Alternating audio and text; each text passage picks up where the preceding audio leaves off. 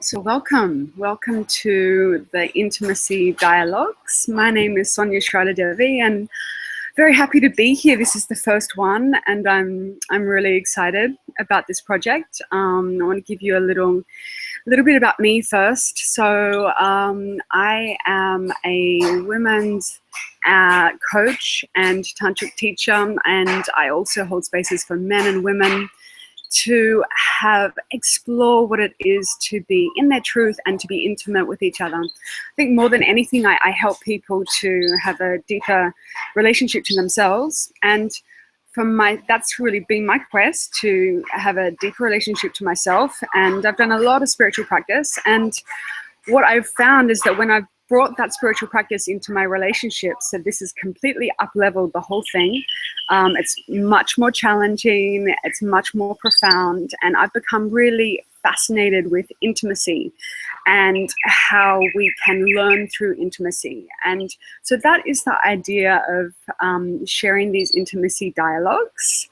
And so we're not claiming to be experts, we're real live people who are on the path of becoming more conscious and seeing how we can bring that more awareness into our relationships and navigate the terrain of of intimate relating consciously and using it as a spiritual path.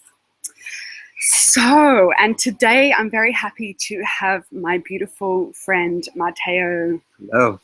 Here. Hello, everyone. And Matteo is a men's coach, and he's also a very good friend of mine. Matteo I met him at a tantric workshop, 1 month workshop, and we were lovers for a very brief time, and then our relationship transformed into a different kind of intimacy where we help each other to become more aware, and we support each other, and actually, like, we have beautiful journeys in intimacy, don't we? Indeed. Yes. Yay. Yay.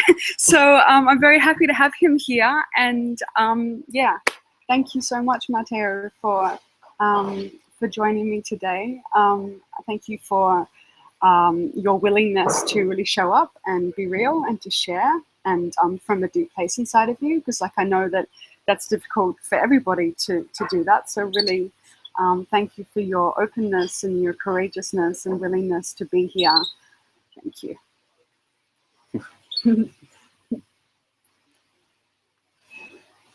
So in each intimacy dialogue, we'll be kind of dancing around a particular subject, but we're not limited to that subject. But the subject for today is seduction. And I chose that subject because Matteo, being a beautiful Italian man, and I feel knows something about seduction, I thought that it would be nice to look a little bit about that subject from a kind of conscious perspective and just see what happens. So Matteo, would you like to, over to you, would you like to just say a little bit about yourself? A little bit maybe about why you think you're here, and you can also kind of weave into the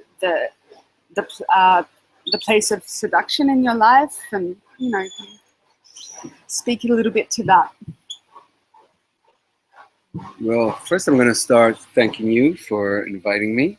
I'm honored to be here. I thank you, all of you listening. As a first thing, I'm going to repeat what she said for her. The work that I've been doing is to find a better relationship with myself through various different practices. And now what I do is help other men to have a better relationship with themselves, which is always the core thing. And then it goes through also many different phases, including intimacy, including seduction, including relationships, including sexuality. But at the core is always have a better relationship with yourself and explore intimacy with yourself first, and then bit by bit with the rest of our external part. Yes, so that's been your experience? Yes. Forming a deeper relationship with yourself? Yes. This is inevitably the place to go back. If you want to grow and go to a next level, you always have to start with yourself. So that's what you found. Yes, including things which we've never been told, such as sexuality. If you really want to have a better sexuality with somebody else, you need to have better sexuality with yourself, and so do crazy things like touch yourself and be develop your erotic self in a way that then can be shared with others. But the erotic self comes with a relationship with yourself.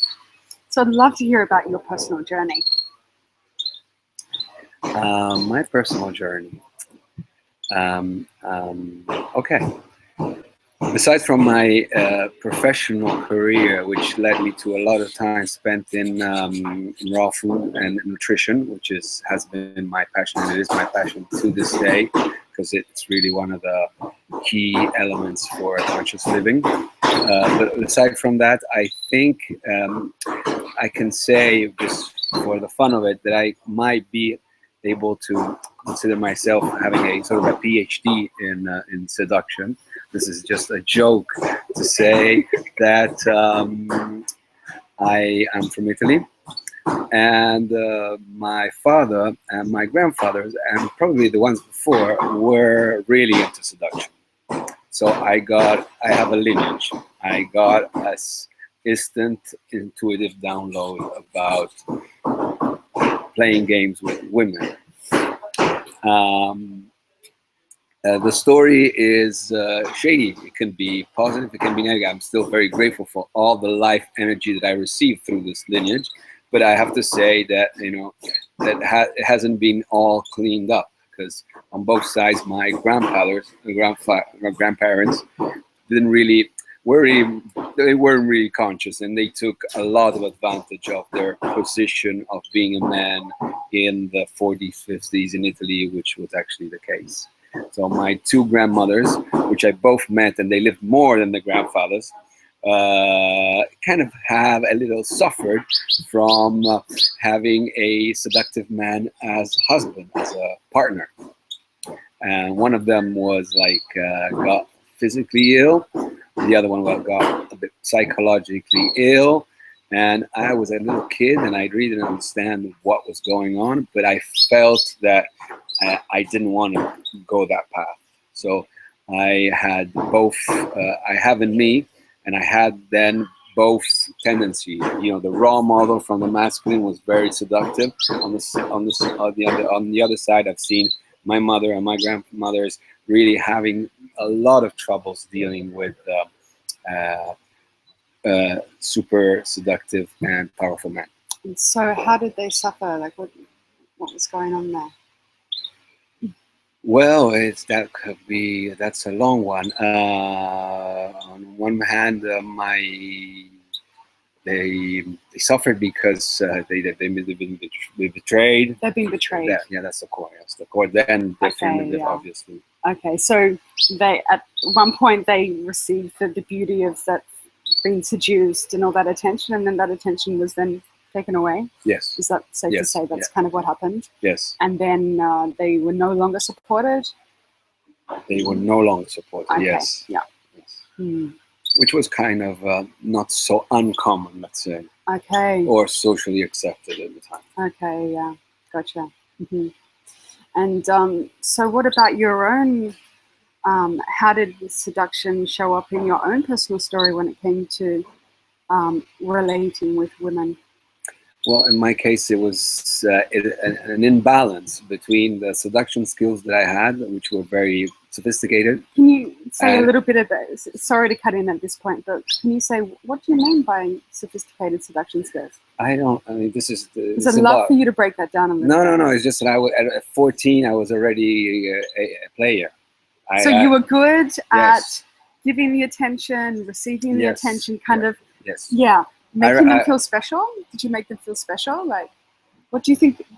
What's going on in the seduction thing? Okay. What do you think is really going on?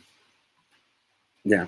Well, one thing that just reminds me, when I was 14, I flew from Europe to Australia, and at that time it was a 30-hour journey, and I don't know how much I flirted on that plane. I was 14. I met I don't know. I was it was my first international flight. I was so excited, and I just I still have connection to this day with a few women I connected on that flight. Wow. And I felt like it was my first going in the world. And but I discovered that you can actually connect at least and seduce and play games with a lot of women on a plane. So that was like, wow, this is life. This is exciting. This is seduction. And here comes maybe a more deeper point. Seduction is pretty much something that has to do with energy. So it energy in a good way, or the good aspect, or the reason why it gets triggered is because it gives energy. Okay. From you, it activates your own energy. Both. Yeah? It creates one form of polarity. Of course, polarity is a big topic, but seduction is the beginning of polarity. And because one is coming forward and activating, and the other is responding. Is that what you mean by polarity? In seduction? Yes. Yeah, it's like it's a play between two forces, and one's. And that's why it also becomes an addiction at some level later on the scale. Yeah. But the first concept to clarify, to make it very, that seduction is also there, I think, by nature. It gives energy. It brings energy for the man and the woman to accomplish a task, which is to get to know each other, eventually reproduce. So it gives energy. Okay, yeah. So seduction is an energy booster. Okay. It's like a super food drink at 100 of them all together. Okay. Yeah. Okay. Good point. Another thing that I want to, I don't know why it comes to me, but I really want to point this out in the beginning, is that male sexuality is really now being discovered to be much more complex than what commonly we think it is. And as a man, I've discovered fairly recently, and many people, is that there is a dependency from the man to the woman. This is the kind of not easy concept. Basically, to be very healthy and to be a healthy man, you don't just need to exercise, eat good food, have good emotions. To be really in peak performance, to really have a good health, you need women.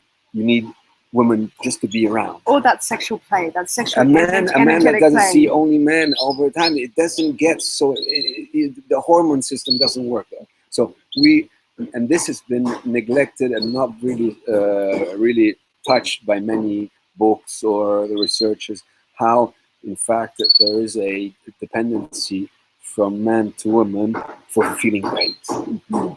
I mean, we can. I'd love for you to talk about your own personal journey with that. Like, is that how has it been? Describe. What I would love to know is like, okay, you see a woman and she's attractive, and you feel some kind of attraction. Yes. And then what happens to you? You start to feel energy in your body. You go over there. You say something. Her energy starts coming out. I'd love to know about like the dynamics of how it plays out. Well, that's very subtle because it's very subconscious. It's not, you can't really, the question you ask. Subconscious or automatic?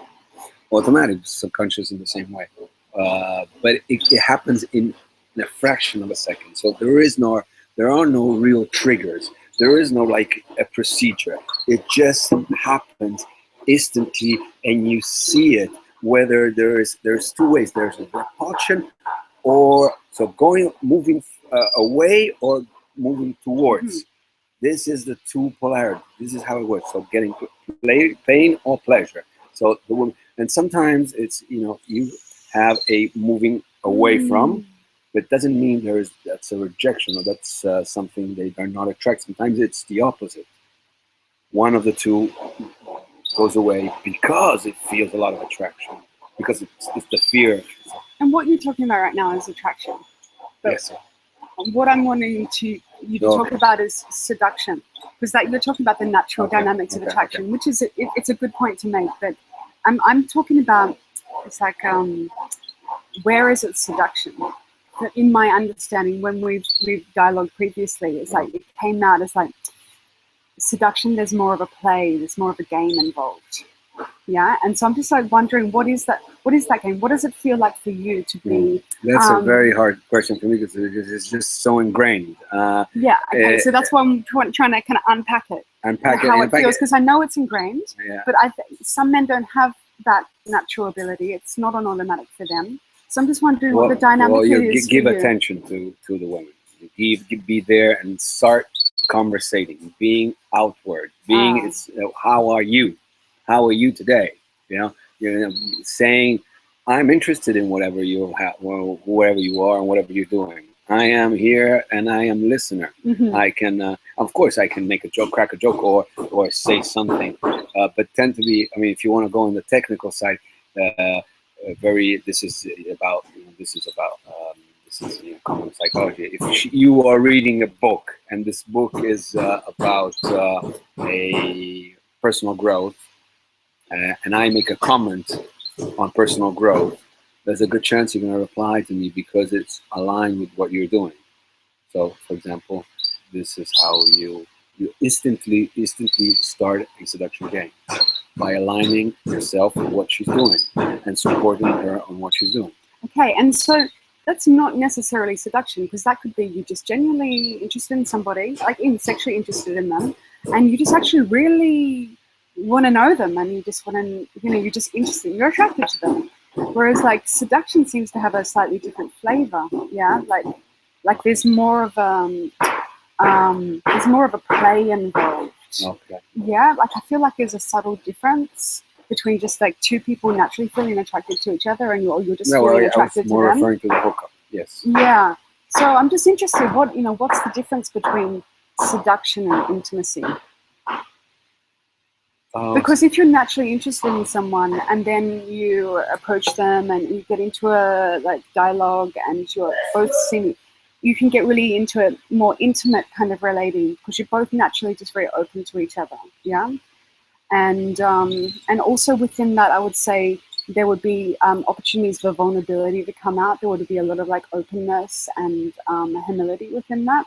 Whereas in my experience of seduction, not that I'm saying seduction bad, but I would say in seduction, there's more of a play. It's more even like a role play, where you both kind of playing along and you're playing with that energy, And so I'm just wondering what you think is the difference between intimacy and seduction. Well, I think they're two very different things. One can lead to the other. So there is no wrong or right. One, seduction can lead to intimacy, but in most cases, it's very different, maybe even opposite. Intimacy is about sharing, is a bit being open, and seduction is about conquering. It's more like the lion in the jungle. This is my territory. Or I'm gonna. There's also the animal aspect of saying, "This is me. I got these muscles. I mean, maybe mental brain muscle. Although these qualities, I am. I could show you around. I could show you I could tell you about things. I could. I can bring my consciousness to the table. So that's seduction. What do I have to bring? I mean, in a way, you have to demonstrate, or you demonstrate just by maybe even the way you move. You don't need much, but the way you move, nonverbal communication gives you, I've got all this to give. So in that moment, you're kind of like in your power in a way. You're like, I am. Yes. Yeah. This is, perfect. Yeah. Thank you very much. I am. Yes. Yeah, and I would say that's like a positive quality of yes, it. Because that's beautiful. It's a beautiful aspect of man to be like, I am. I'm here. They don't necessarily have to be good looking, but when they've got that I am sureness of themselves in a way that is also from a place of humility and from a place of depth, then that's, I would say, is a really positive quality. And then that play, it feels less like a game and more like a sharing of energy. Okay. Yeah. And so what would the other option be? Well, it's always, let's remember that's always not what exactly do you do, but how you do it. Because you could do exactly the same thing with conscious compassion and understanding and non-goal oriented. So you can actually do this exactly the seduction game in a purely giving and loving way, or you could do it in a manipulative way. Booyah. Okay. Yeah. And have you found? But the thing is, well, that when it comes to be manipulative, it's not because the guys are bad. It's because the cultural conditioning, the unconsciousness, they've never been told. They don't even know what they're after. But they're probably after more energy. They just want to be in their power. Yeah, right. And they use seduction in women sometimes for that purpose, to reach a level in which they feel empowered. Yes. So again, it goes back to personal growth. It goes back to a relationship with yourself. It goes back to what the degree of consciousness you can bring to the interaction in that moment. Totally. Okay. Yeah. So maybe exactly the same thing, exactly the same lines can produce an opposite reaction or that's a great point. And as a woman, you can really feel that as well. You can feel where it's coming, the different flavors of it. But seduction is not about sharing. That's more intimacy, and that's where they can become it's the opposite. I mean, the manipulative seduction is absolutely the opposite of good intimacy. And I'd love to know about your personal experience of that. I mean, have you found, like, from what I know you as a person, is that you are really genuinely on a quest to grow. And I would love for you to speak a little bit about your transition from the conquer seduction style to the more intimacy sharing style. Yeah. Well, first of all, it's not over yet, and it's a journey. I had issues just yesterday about this, so I'm working on it. But it's true that if the friends that know me for a long time, they always laugh at me, Matteo and the women. So there's always some joke or something. Ever since, because at the end I was a victim of my own game. I mean, I developed the seduction skills, and they turned out to be a way to boost my ego and a way to boost my energy, to feel empowered without looking for the depth afterwards. And in many cases, I find myself doing it over and over, and even today, honestly speaking, I do it here and there. But I've been trying, especially in the last years, to change this and to bring more awareness. And why do you want to change it? Well, it's always egoistical reason, because the other way of seducing, at the end it brings you nowhere, and it gives you a big emptiness. Like all seduction, it can be an addiction. Exactly like caffeine, tobacco, or anything. It feels good in the moment. It's a rush, huh? It gives you a big rush, but after a few hours or a day, it leaves a big emptiness inside.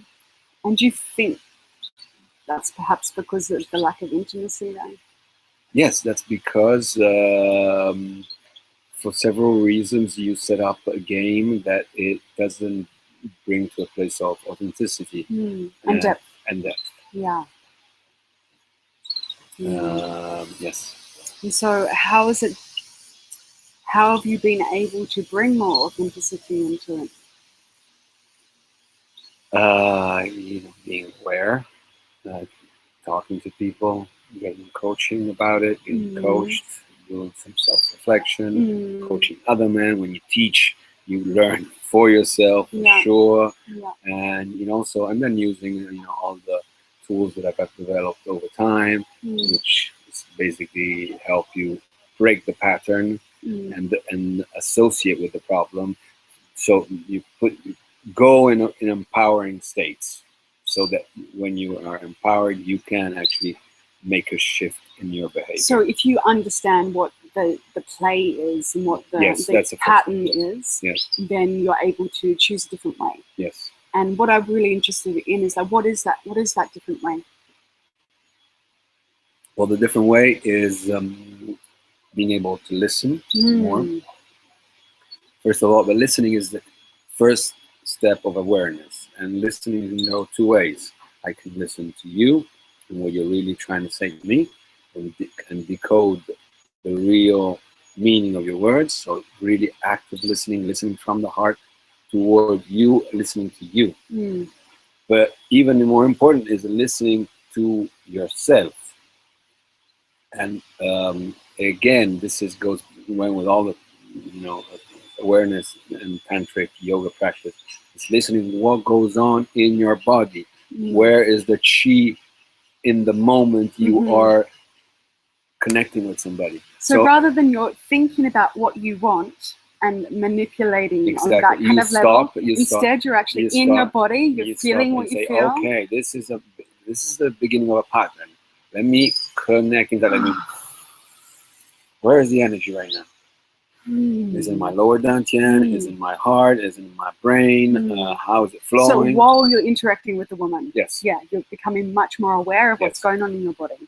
Because I would say, as a woman, we can feel that. As soon as a man is doing that, wow, that's so much more attractive in a different way. Well, this is the great gift, and the great gift of the tantric practices and where the conscious sexuality movement is spreading out, because it's so effective. Yeah, and in a way, it's like it's putting you in connection with energy, but in a different way. So rather than the kind of like the rush of energy that then just drops off and then leads to the emptiness, like we spoke of, instead it's like staying with a constant flow of energy that's regenerating, and then learning how you can actually share that energy with another person, which is so deeply fulfilling, Oh yes. Yeah. So is that what you found? Yes. This that in many schools you kind of have what you just said. You use it mostly in sexual practices, but you can also use exactly the same procedures or circulate the energy, be aware of the energy, multiply it within the smaller frame of seduction. And without really trying to do anything. It's just like what you just spoke of. It's like just being there in your body and knowing what's going on while you're interacting. Well, this is about the Shakti. It's about experiencing the flow without necessarily going there and do this, do that. So non-goal orientated. Yes. We could possibly say that that's like that's a huge difference. Like in seduction, there's a goal. No, the hugest difference is neediness. Tell us about that. Well, that's the core emotion behind seduction, addiction, or seduction manipulation. So a man would be seductive in a good way if he's not needy. If he's needy, he would, even unconsciously, even with the best intention, even the best guys would probably, if they are needy at some level, they would probably manipulate also at some level. And so when you're saying needy, what I understand when you say needy is that you're talking about a very kind of deep level of neediness. It's the unresolved stuff on a very deep level. So it's not necessarily needy in a visible way. The word needy for me kind of makes kind of like image, but it's actually like something very deep, like something inside that hasn't been filled up and hasn't been tended to. Yes, and then it's actually the opposite. A lot of men who show and have developed a external confidence, sometimes it's a cover up. It's a defense mechanism, a protection mechanism for a deep neediness that comes from childhood, that comes from not being loved enough. I mean, unfortunately, that's the case for a lot of us. Of course, absolutely. And what ways have you found to give yourself that love and do that healing that needs to be done in order for you to be relating in a healthy way? Yeah, this is the good part, because we go back to some core concept: presence, listening, and I want to know your self-love. actual experience. I want to know your actual experience. Like, have you had to go and actually experience those feelings of neediness? It's very, again, in this case, it's very linear. The answer is, the more you learn to be able to love yourself, the more these patterns will disappear. The more you start to respect your own self, to have full self-esteem, self-respect, self-compassion, self-patience, all of these qualities, uh, then you can actually move on and play a different game. And how? But well, the how of self-love, there is a lot of What's worked for you? What's worked for me has been basically looking. For 21 days, I looked at in the mirror. I remember this years ago, and in the morning I took like a tapas, as we say. It's a good discipline. I love you. I love you. You look at yourself in the mirror and you say, "I love you, Matteo," and then you add something. It's not just you love it. I love yourself, or I love myself because I'm waking up and I feel like I'm going to do something today. I love myself because I am willing to change who I am. I love myself because I am doing X, Y, and Y. So always look at yourself like Louis Hay and love yourself. This is one basic thing that I did at some point, and it was like more deeper than you think. And when you first started doing things like that, did you find it really difficult, or was it easy straight away? No.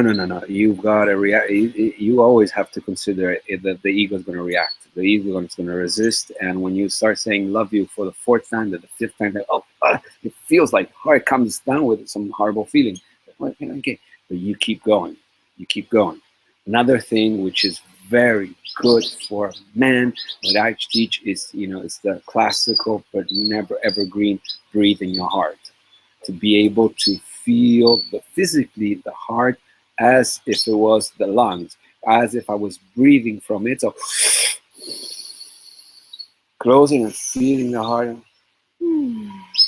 So breathe in the heart. This is one essential skill.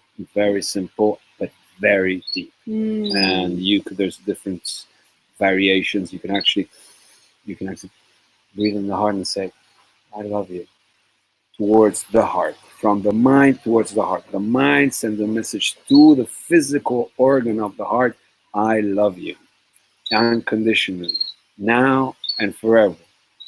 So that's another. So you've worked with these sorts of things. Yes. Yeah, yes, and that's helped. Oh yes. Yeah. This is where men get to be very skeptical. They think that these sort of practices are a bit woo-woo, and they tend to be not very manly, and they want to, do more, "Hey, yeah, which can also be good. Oh yeah. yes, which is absolutely essential. Yeah. But in generally speaking, again, this is a generalization. But to be more masculine, you have to develop your feminine side more. Of course, you do have to develop both. But what is most needed sometimes is to balance, and to be more able to have a broader spectrum is to work on your feminine. And so what kind of response do you get from the women in your life now that you're more focusing your energy on coming from a more authentic, deeper centered space? This is a bit embarrassing to say, but at some time, a couple of years ago, even a year ago, as soon as I started doing that, I met a lot of women, which just out of nothing, they said, "Hey, Matteo, you need more love. Take it. Here's for you. No, nothing back. You need more love. You need more love. You deserve more love." And they just give it to me, and with not asking anything. So they started honoring you and gifting you without anything, wanting anything in Yes, I was in Rome 6 months ago. I was at a strange talk on some spiritual practice from France. I don't know how I ended up there, but at the end of it, it was a sort of a qigong practice, and I met this woman, and we were both in line to talk to the qigong instructor because I had a question, she had a question, she was behind me, and after the question, she just came to me and hugged me for 15 minutes. I was like, ooh, and I'm still in touch. She's a wonderful person, but that was it. I didn't really have any more interactions than that. So you're finding that women are really receptive Yes. to you as you've come into your vulnerability more. Yes. Yeah? Yeah. Yeah. And what's it been like to be able to be vulnerable with a woman?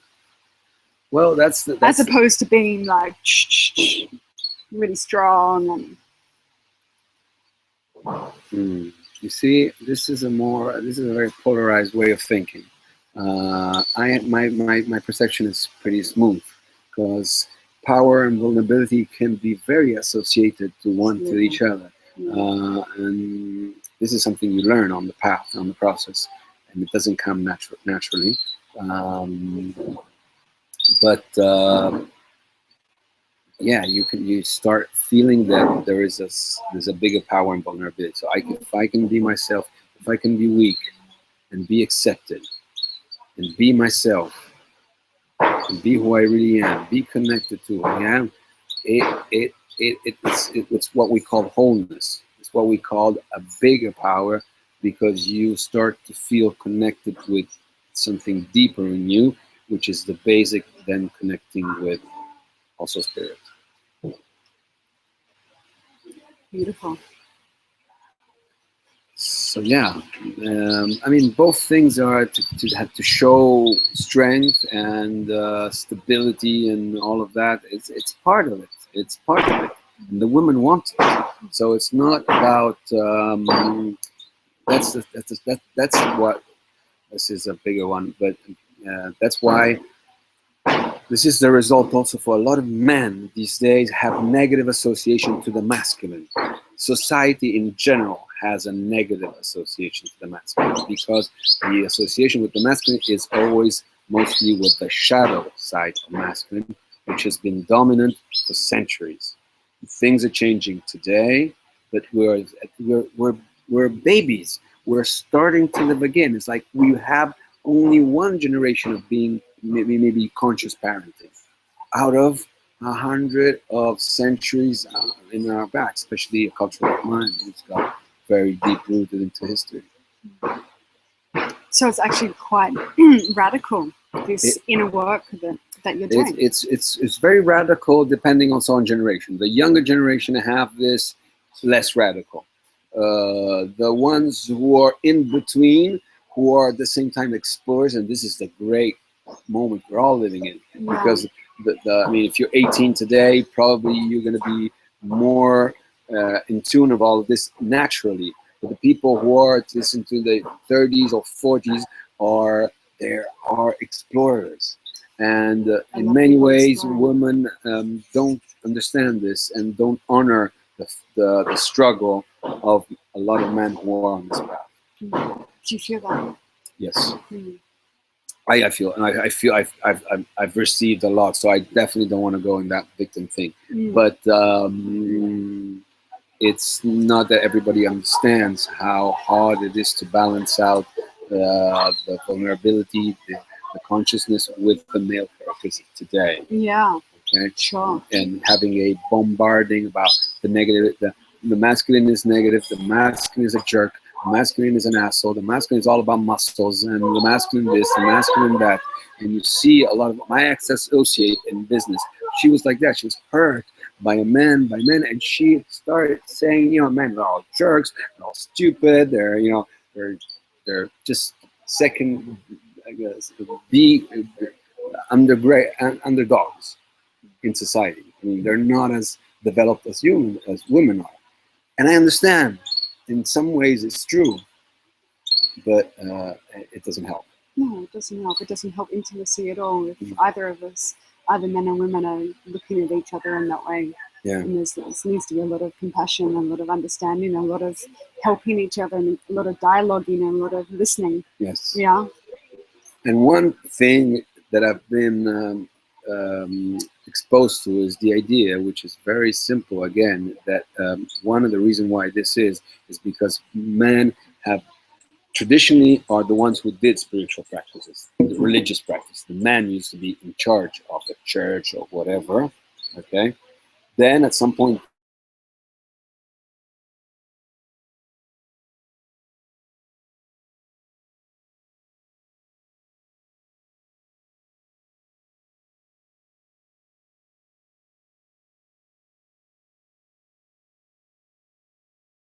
a rejection to all the ancient things, or in the drawback from being in charge of religion, in charge of spirituality? Yeah, I think that's an opinion, and I don't know if I necessarily agree on that, but that's a point to make. Yes, Yeah, I think there's I sort of look at it in a different way personally. I think maybe it's because for women it's easier to go to the vulnerable, because it's more in our nature. So, a spiritual path is really, to me, it's about really an authentic spiritual path is coming to your deep vulnerability and doing that healing and then finding your true power. And I would say that's for both men and women, but perhaps it's a little bit more difficult for men to go into that vulnerability. And that's why I really honor people like you who are doing that journey, because it's a really big journey. And so I'm really grateful that you're sharing that. And I'm also really grateful that, whenever we interact in general in our life, that you always really show up for me and that you listen to me. Sometimes you get on one, but I feel like you're learning more and more that quality of listening and humility. And I think that's going to come for both men and women. And for the women who are like, oh, the men, they're not coming from a place of humility and openness in themselves. They're coming from their wounding. Yeah. So which is also sad. So. Which is why the men come from in the wounding when they seduce in a manipulative way. Yeah, absolutely. And I would assume that there's some kind of fear in the seduction pattern. It's like, I know if I'm kind of get really dominant and really strong like that, there's usually it's usually a defense against feeling something.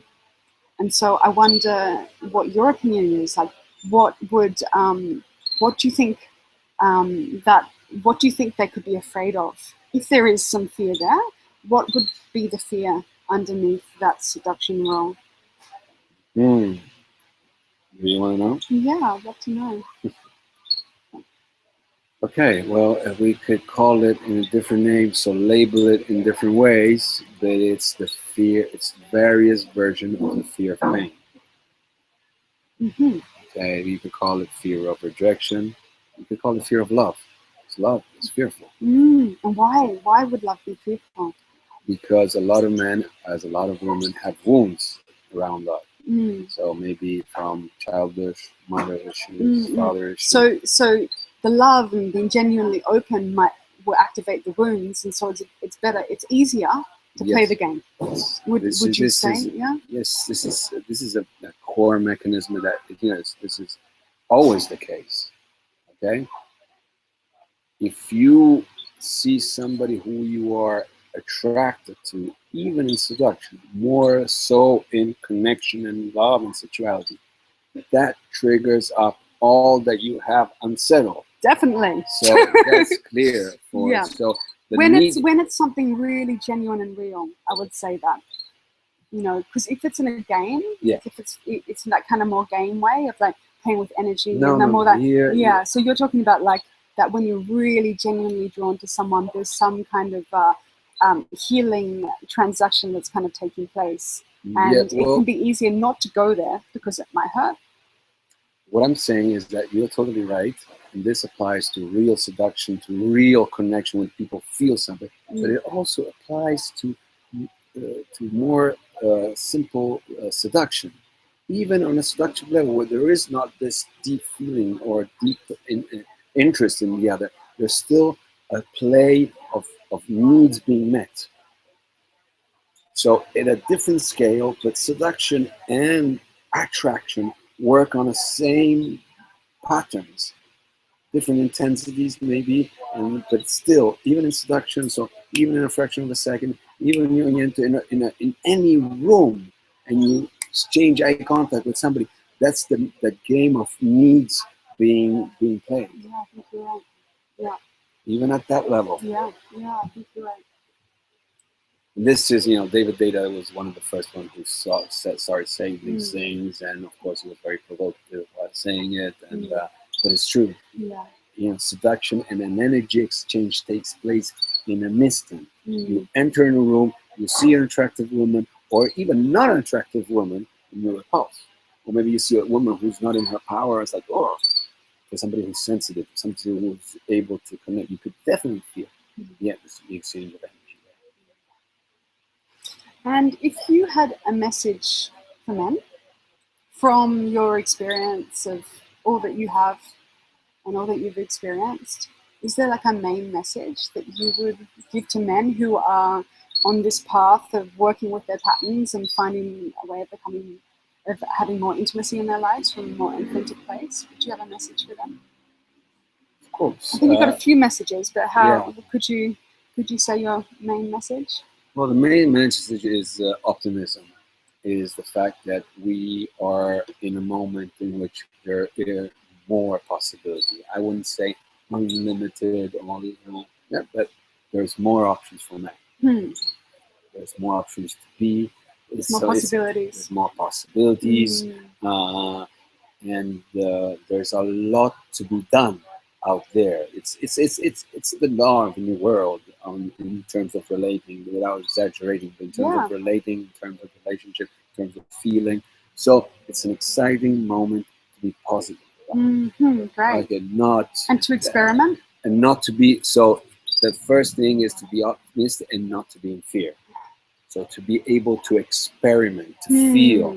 So it comes down to learn how to feel. And to learn how to feel, it's done with some personal growth, whatever it is. Yeah. But sometimes people get hooked on personal growth. Because well, we don't have to go there. Yeah, personal growth could be go and dance tango, because that's personal growth.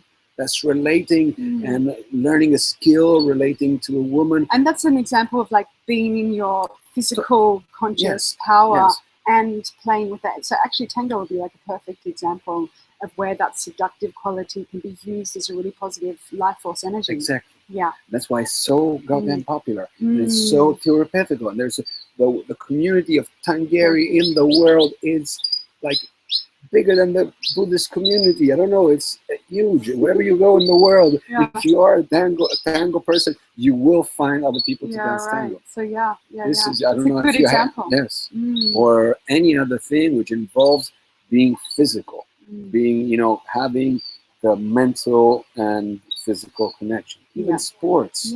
Conscious awareness in the body and in the energy and So we don't need to reinvent. It's not what you do, is how you do it. Absolutely. And if you had a message for the women, what would your main message for the women be? Well, the women need to be aware that even though it's a generalization, and generalization is always whatever it is, they are more advanced. They are, for a number of reasons, they are a bit ahead in the path. So this is a moment in which maybe in many circumstances a woman can be supportive. Women tend to, the general role play is men supporting women, which is very important to be in place. But there also, this can be a play. And how can they be supportive? Patience, awareness, acceptance. Acceptance. Yes, that's the word. Acceptance. Acceptance of the fact that men need to withdraw in many circles. To deal with all of this, a man needs to withdraw. That's probably where they can get the time that they can just do that inner work. All the silence practices are such a goal. All the lonely solo practices, and understand that that's key for a man, to have solo practices in ways. And so for women to respect that and to honor that, and how else can she support? Well, she can support by, again, the truth is that they can support by working on themselves. The more they work on themselves, the more are in support. The more you are able to hold the space for yourself, the more you will hold space for a man who's doing his work and who's going through vulnerability and loneliness. So it's about both. It's about, again, understanding, and this is why we come in and say, because right now there is a need for gender work, for being time, men with men, women with women, to better connect and not to separate.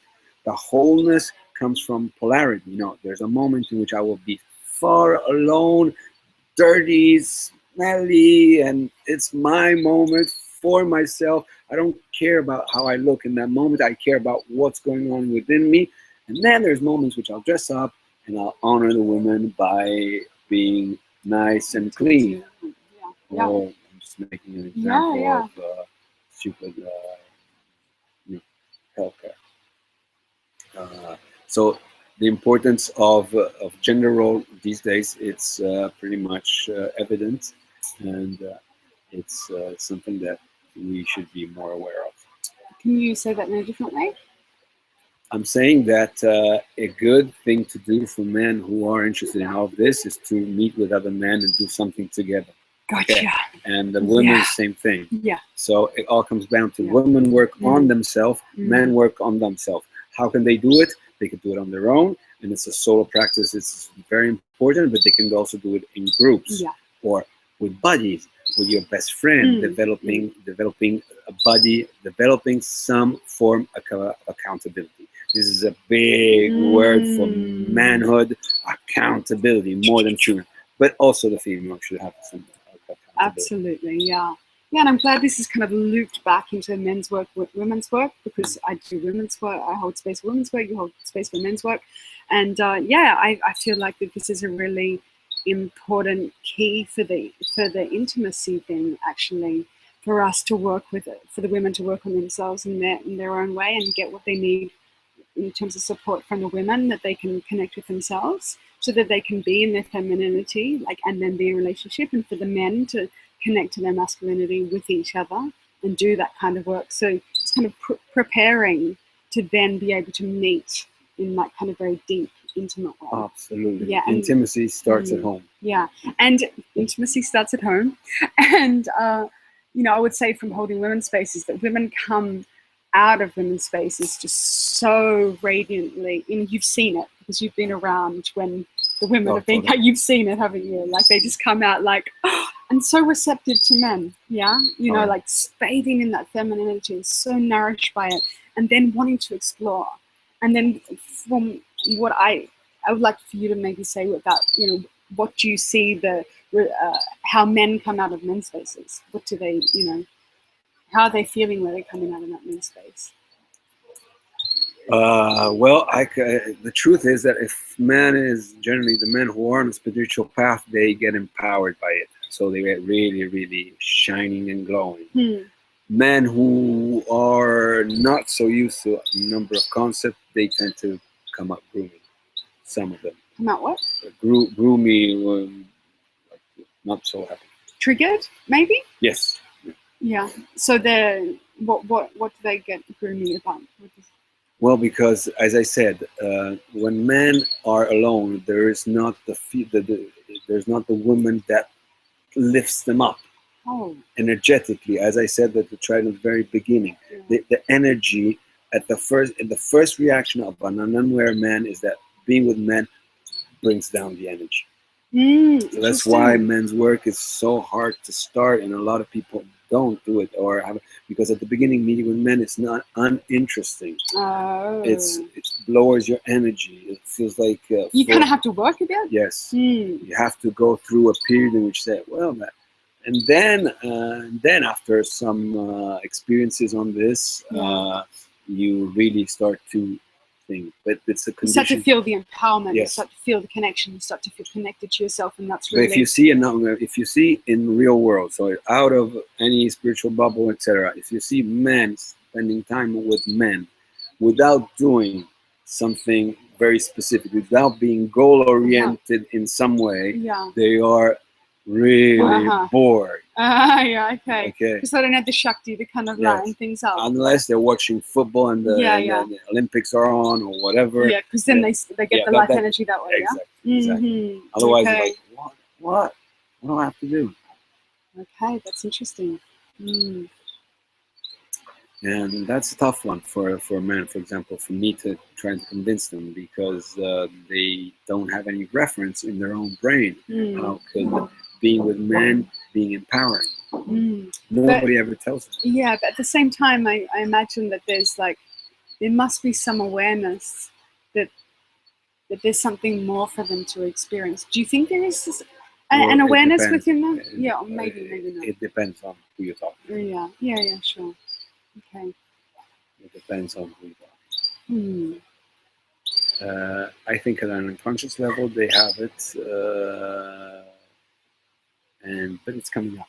Things are changing. What are you excited about in terms of men's work? What makes you excited and passionate about it? Well, it has such a great impact on me that I'm excited about it. So enthusiasm is the best selling tool that there is. So what has it given you? Well, for me, it has given me the first impact with masculine work. It's been to really, it was more intellectual. What is the masculine? Okay, so I understood the attributes of the masculine, and I realized I had them. I had to practice them more, but I had them.